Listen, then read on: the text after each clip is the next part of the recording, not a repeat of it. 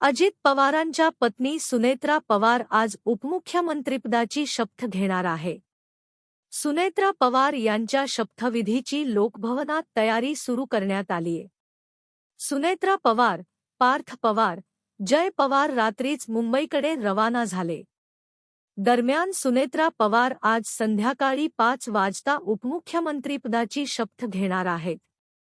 सुनेत्रा पवारांकडे उपमुख्यमंत्री आणि राष्ट्रवादी काँग्रेस पक्षाचे राष्ट्रीय अध्यक्षपद या दोन्ही जबाबदाऱ्या सोपवल्या जाणार आहेत.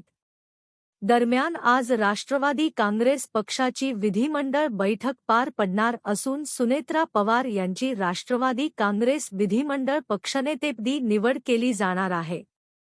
अजित दादांना जाऊन आज चौथा दिवस आहे, त्यामुळे संपूर्ण महाराष्ट्र दुःखात आहे. अजित दादांना जाऊन आज चौथा दिवस आहे, त्यामुळे संपूर्ण महाराष्ट्र दुःखात आहे.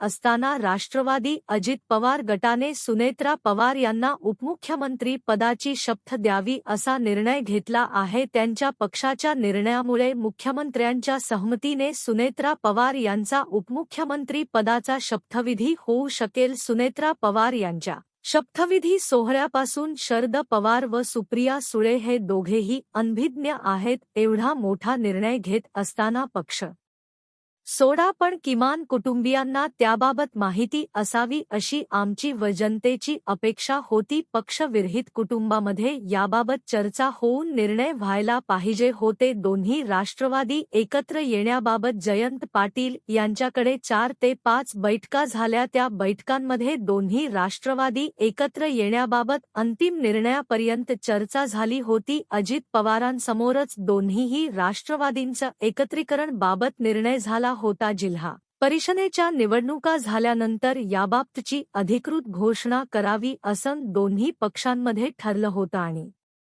याबाबत 12 फेब्रुवारी रोजी निर्णय जाहीर करावा असं ठरलं होतं. दोन्ही राष्ट्रवादी एकत्र येण्याबाबत निर्णय झालेला होता, मात्र आता राजकारण बदललं, त्यामुळे दोन्ही राष्ट्रवादी एकत्र येणार का याबाबत आता सांगणे योग्य होणार नाही. महाराष्ट्र हे प्रगतशील राष्ट्र आहे. महाराष्ट्राने येथे नेहमीच महिलांना प्राधान्य दिलं आहे. विविध क्षेत्रात महिला चांगल्या रीतीने काम करत आहेत, त्यामुळे सुनेत्रा पवार या उपमुख्यमंत्रीपद विराजमान होत असतील तर त्याचे स्वागतच केलं पाहिजे. सुनेत्रा पवार उपमुख्यमंत्री पदी विराजमान झाल्या नंतर मंत्रिमंडळात फेरबदल होणार का हा सर्वस्वी त्यांच्या पक्षाचा निर्णय आहे.